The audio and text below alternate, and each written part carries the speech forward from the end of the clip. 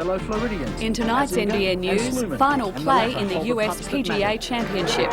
American Jeff Schluman won the first tour event of his life, collecting almost $200,000. He fired in a 6-under par 65 at the Oak Tree course in Oklahoma to lift the title by 3 shots. For all the news, join us tonight at 6.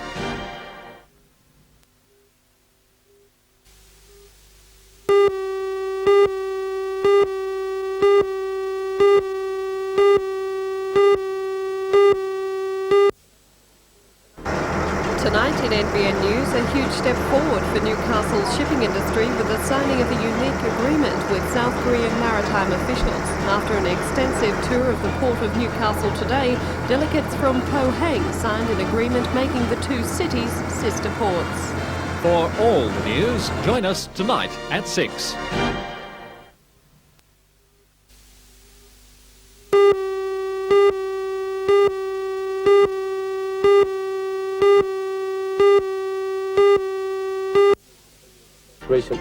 In tonight's NBN News, speculation is rife that John Howard may be deposed as federal opposition leader. Despite a week of increasing rifts within the coalition over his stand on Asian immigration, Mr Howard says he won't back down. He insists his policy is not racially targeted. For all the news, join us tonight at 6.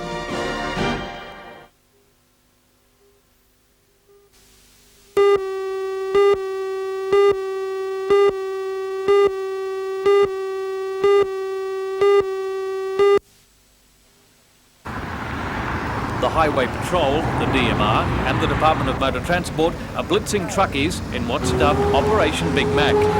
Buses, including express and tourist coaches, are also getting the once-over. While police random breath test each driver pulled over, the Department of Motor Transport is checking registration certificates and the mechanical conditions of the vehicles. Worn tyres and logbooks are getting special attention. The DMR, using mobile heavy-duty scales, is weighing each vehicle to make sure it stays within the prescribed load limits. The busy section of highway near Hexham has been the latest venue of this safety blitz, with up to 300 trucks being checked in the past 24 hours. The checks have been prompted by the recent escalation in accidents involving trucks and buses. Police are planning further checks in October to coincide with the traffic expected to be using the major southbound highways following Expo in Brisbane.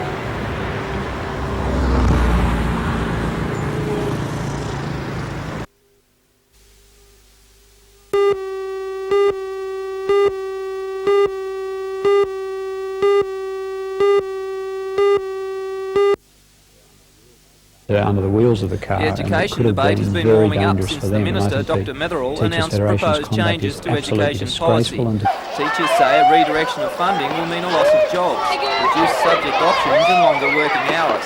A train and 10 buses have been booked to ferry Newcastle people to the protest. 14 additional buses are travelling from the Hunter Valley. Transport from other country areas such as Bathurst and Wollongong has been subsidised by the New South Wales Teachers Federation, but Vice President of the Federation, Janet McLean, a teacher at Warners Bay High, says the response in this area has been so strong, subsidies haven't been necessary. I went to a meeting last night of parents, which was expected to be a small meeting. It was just a small school. In fact, there were over 200 parents there, and the feeling there was overwhelmingly in support of teachers because they could see we were defending their children. Organisers of the protest say that schools in the Hunter and throughout New South Wales will be empty tomorrow, and that teachers are digging in their heels for a hard-fought battle. I don't think any government can ignore 50,000 people's feelings. If they do, they're very silly, and I don't think this government will be that silly. Also tomorrow, the Hunter Students Committee has organised a march from Pacific Park to Civic Park for people unable to attend the Sydney rally.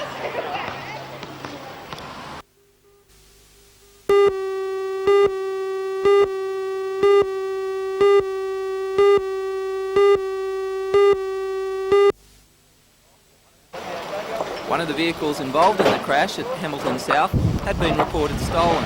Police, ambulance and the fire brigade were called to the intersection of Smith and Kemp Street after the young driver careered into 2 parked cars, a Commodore and a utility, while trying to avoid a cyclist. Rescuers took about 15 minutes to release the man from the Mitsubishi van, and he was taken to hospital with facial lacerations and possible head injuries. Meanwhile, Meanwhile, at Highfield, southbound peak hour traffic on the busy Northcott Drive continues to suffer lengthy delays after a semi-trailer lost its load of steel. The rods crashed to earth about 4:20 when a chain broke as the truck was turning out of City Road. Luckily, no one was hurt, but police were called in to direct traffic around the bottleneck. One lane was blocked for more than an hour before a heavy crane was brought in to shift the rods. By that stage, traffic had banked up for more than 3 kilometres.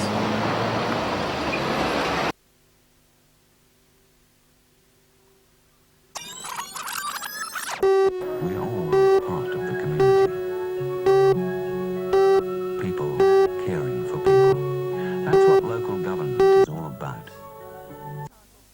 The Newcastle City Council's financial situation was considered last night at a Budget Review Committee meeting.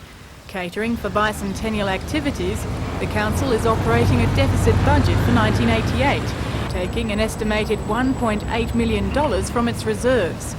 The Working Fund surplus reserve now stands at $2.3 million, and Lord Mayor Alderman John McNaughton is confident council will aim for a budget surplus next year to boost reserves up to $3 million. He says it's possible work could be reduced in some areas. What sort of areas could it happen in? Any area at all. The whole ambit of council work is open for examination, and the 6th senior officers will be going through the divisions and seeing where they can reduce their expenditure. Is it possible there could be a further reduction in work on roads in the area? I wouldn't think so, but that's, as I just said, it is all possible. We've got to look at every single facet of the council, and the officers will be doing just that. He says rates won't be affected, but what about increasing service costs? For example, tipping fees or charges to use sporting facilities. Every fee that exists now is open for examination, and so the answer to that is it could. It's unlikely that it will, in my view, but it could. What area...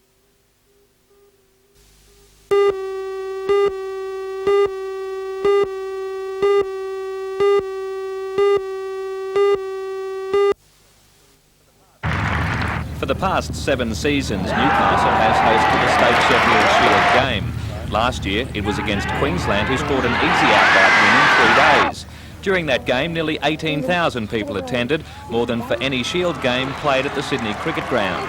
This year, current champions Western Australia make their first trip to town to take on New South Wales. That game will be played from Friday, December 2nd at the No. 1 Sports Ground.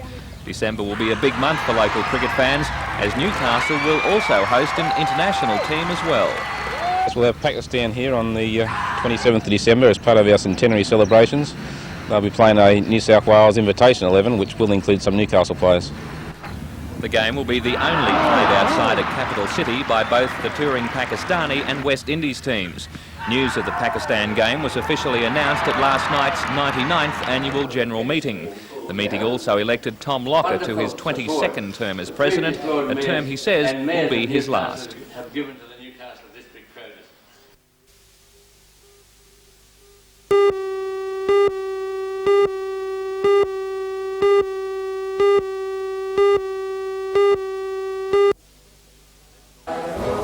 Traditional music of the Maoris has found a new voice in a unique concert arrangement with the New Zealand Youth Orchestra. The orchestra and cultural choir is in Newcastle tonight after a spellbinding performance at the Brisbane Expo. For all the news, join us tonight at 6.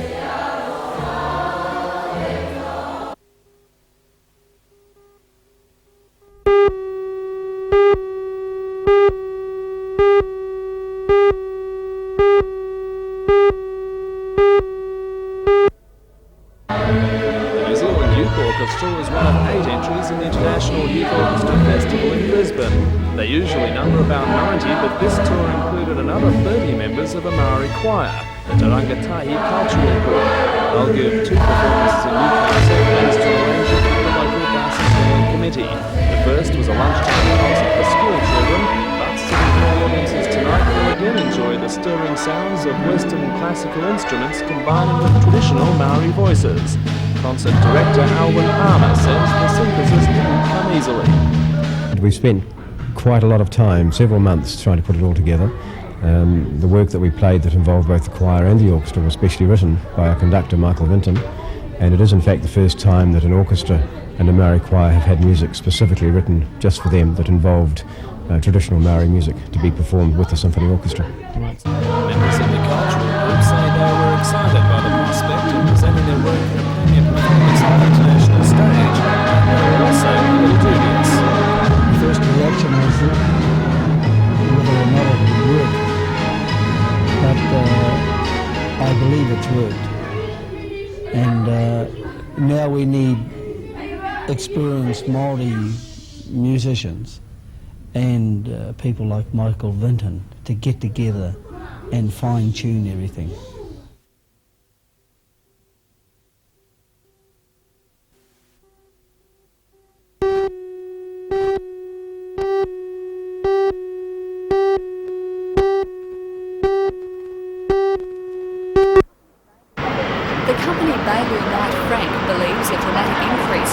Retail and tourist activity justifies the establishment of its second regional office. The first is on Queensland's Gold Coast. Without Newcastle has suffered from an image problem, that Hunter Street was too long and the city too far from Sydney. But better roads and coach services and the high quality of office space offered by recent developments are luring businesses back to the CBD. We're starting to get interest now from overseas investors who are not only looking at places like Sydney and Melbourne and the Gold Coast, but they're also looking at places such as Newcastle and the whole Hunter region. The company has prepared a report on the Hunter region's property outlook, which identifies $1 billion worth of developments already in the pipeline. David Archbold denies there is a glut of office space. He says take-up has been good during the past 12 months, with projects such as the Doran development on the waterfront leasing successfully. The company's own interests have also been well served.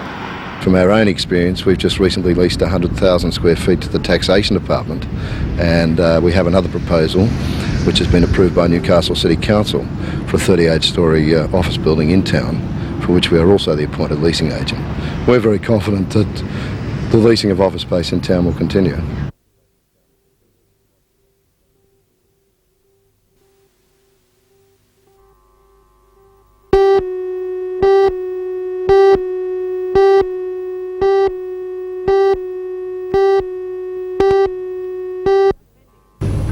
Those attending today's meeting to discuss the catchment area included representatives of the State Emergency Service, the Water Resources Department, the Bureau of Meteorology and Police. Lower Hunter SES Division Controller Jim Chadban was one of the key organisers. He agrees with the Water Resources Department that a failure of the Glennies Creek Dam is unlikely, but he says there could be problems in torrential weather conditions. Extremely heavy rain over 12 to 14 hours. I'm talking we'd have to get probably 400, 500 millimetres of rain in that period, which would mean that the rain caught in the catchment of the dam would not be able to drain off round the spillway and would therefore overtop the dam. He says the force of water could eventually erode the earthen dam wall. If that happened, he says the area from Branxton to the mouth of the Hunter along the floodplain could go underwater. How much water are we talking about going into these areas? We've got to calculate all that out again. We've got some new figures today and we're putting it all together. But we would anticipate something in excess of the 1955 flood level. Obviously this would mean evacuations were necessary. How many people would we be looking at in that case? At this stage we wouldn't like to hazard a guess at that one. We would anticipate several thousand, but it could grow remarkably as we plot accurately the locations on the maps. When more details are known about the possible extent of flooding, public meetings will be held for residents in areas which could be affected.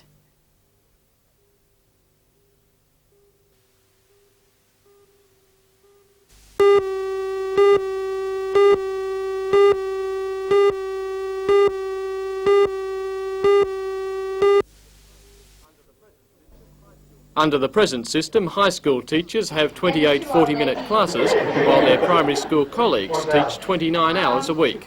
A main cost-cutting feature of Dr Metherall's education shake-up is to add an hour a week to the primary teachers' workload and require high school teachers to take 2 more periods a week to cover absent workmates.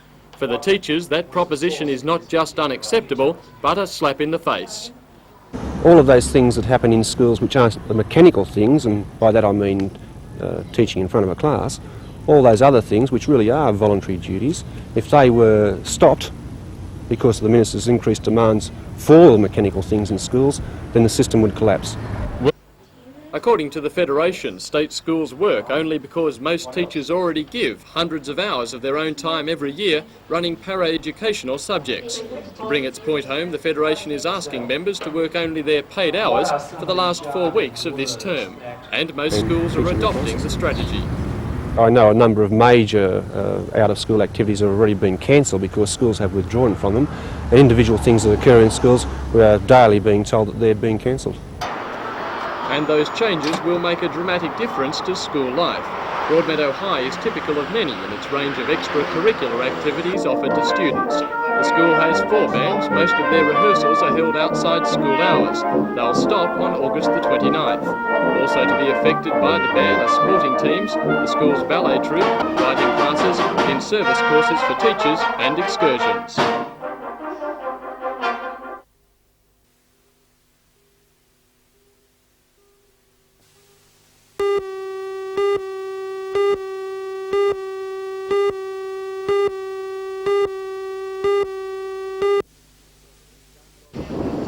The new Dungog and District Sheepdog Workers Association conducted the trials over a regulation course at Dungog Showground.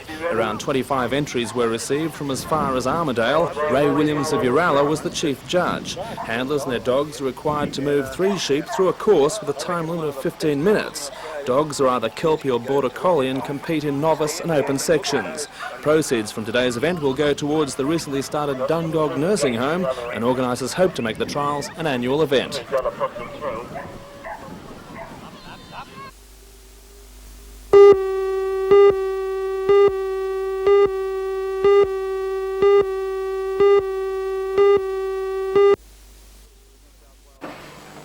The New South Wales Cancer Council is a privately funded organisation set up to promote education and research into the causes of cancer. The council has identified smoking as the #1 preventable cause of the disease and for years has fought to change the habits of puffing Australians. The council says smoking also contributes to other often fatal conditions such as stroke, heart disease and chronic bronchitis. In its most recent broadside against tobacco companies, the council has broken down the usual state and national statistics, giving tallies for individual towns. But I think what this study does is indicate to politicians and those members of their community just how many people are dying in the region as a consequence of smoking-related disease, so it makes it individually relevant to that population group. These statistics suggest on average out of every 1,000 deaths in Newcastle, 217 will be due to smoking.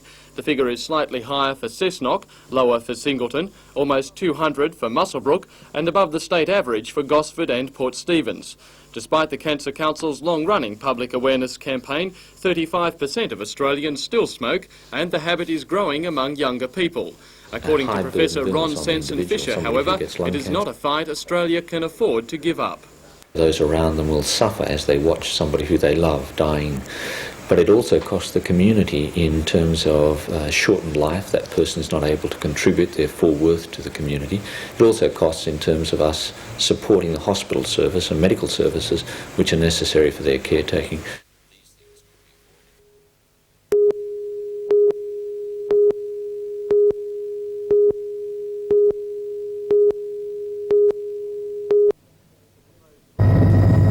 The proposed roster change affects those generally involved in maintenance of power stations.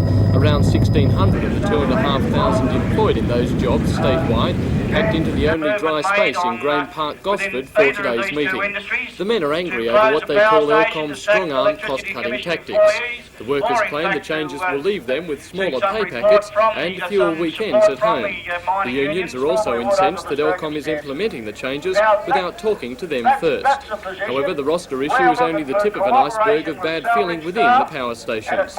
The maintenance workers say they've been singled out in the wake of a recent government audit into the Commission which recommended big changes to Elcom. The unions claim that the current report, as the audit is called, in fact points to the management and administration sections as needing the most adjustment. Instead, they say almost 1,600 wage and salary jobs are earmarked to go through natural attrition and redeployment. According to union organisers, as the impact of the plan changes becomes apparent, more unions will join the industrial campaign. For people? There could be blackouts in the long run. Basically, they wouldn't be caused by the maintenance staff. It's very unlikely that we'd cause them, but they could be extended, the dispute will be extended to salaried staff, and they can cause blackouts, especially salaried operators. Today's meeting resolved to give Elcom until the 24th of next month to start negotiating. Following that, the men will hold another 48-hour stoppage and meet to discuss further action. A spokesman for Elcom said that changes were being brought in throughout the organisation and no one group was being asked to bear the brunt of the load. However, he could not say whether the Commission would consider dropping the proposed roster changes.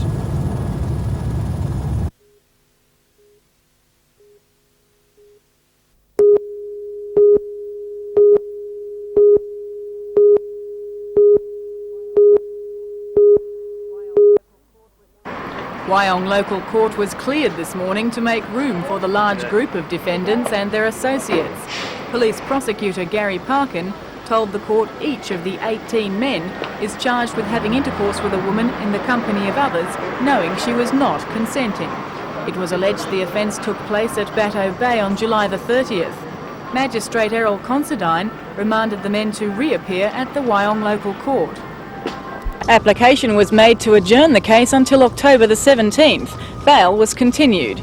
Belinda Borissow reporting for NBN News.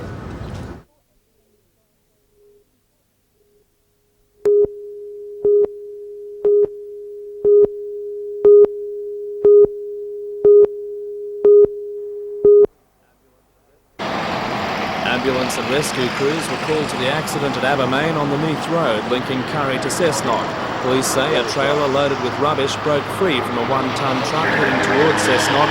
The runaway trailer slammed into the oncoming sedan, causing extensive damage to the vehicle and killing the driver. A male passenger suffered head injuries and lacerations. He was taken to Curry Hospital but has since been transferred to Royal Newcastle Hospital. A third victim was taken to Curry and is thought to have suffered minor injuries. One lane of the road remained open to traffic heading towards Cessnock, but eastbound vehicles were diverted around the scene on back roads for about 2 hours. The circumstances of the crash are now being studied by the Newcastle Police Accident Investigation Squad.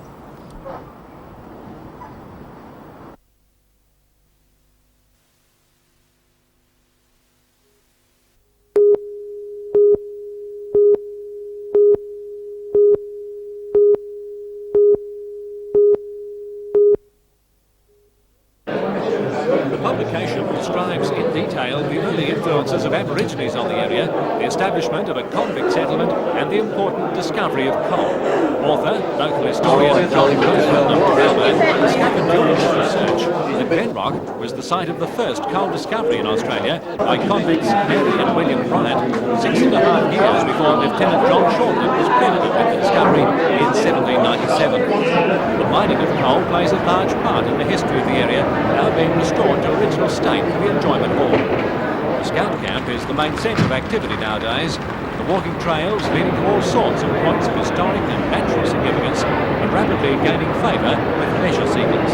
John Grothan's book was launched today at the Scout Camp by the Newcastle Lord Mayor John McNaughton to acknowledge the author's love of the Glenrock area. It's a passion John Grothan doesn't mind. The area can now be enjoyed by all Novocastrians, and with my book I hope that they can use that book as a guide to come into Glenrock and enjoy it and have the love of Glenrock that it rightly deserves.